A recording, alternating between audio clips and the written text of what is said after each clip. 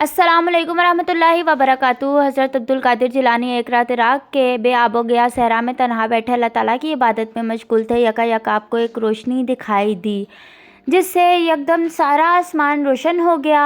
اس میں سے ایک آواز آئی، اے عبدالقادر، میں تیرا رب ہوں اور تیری عبادت سے راضی ہو کر آج کے بعد تجھے اپنی عبادت کی تکلیف سے آزاد کرتا ہوں۔ حضور غوث اعظم بیان فرماتے ہیں کہ میں نے اس آواز کو سن کر اپنے ظاہری اور باطنی علوم پر توجہ کی تو مجھے سورت کا کوئی بھی جواز دکھائی نہ دیا۔ دل میں خیال آیا، حضور نبی کریم صلی اللہ علیہ وسلم کے اس قدر عظیم مرتبے کے باوجود آپ صلی اللہ علیہ وسلم کو عبادت کی تکلیف سے آزادی نہیں ملی، تو پھر دوسرا کوئی کس طرح اس معاملے میں معافی کا حقدار ہو سکتا ہے؟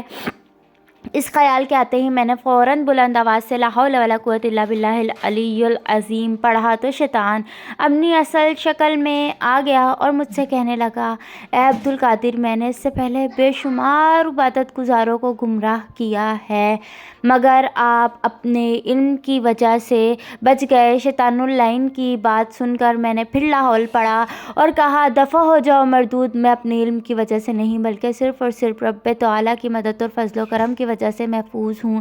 اس پر شیطان اللعین اپنا سر پیٹنے لگا اور بولا، اے عبدالقادر، میں آج آپ سے مایوس ہو گیا ہوں اور آئندہ کبھی آپ پر اپنا وقت ضائع کرنا بیکار ہے۔ میں نے کہا، اے لعین، مجھے تمہاری کسی بات کا یقین نہیں، میں تو ہمیشہ تمہارے مکر سے خدا کی تعالیٰ کی پناہ مانگتا رہتا ہوں۔ فرینڈز، اسٹوری اچھی لگا تو چینل کو سبسکرائب کریں، بیل آئیکن کو پریس کریں۔ ملتا ہے نیکسٹ ویڈیو میں، تب تک کے لیے اللہ حافظ۔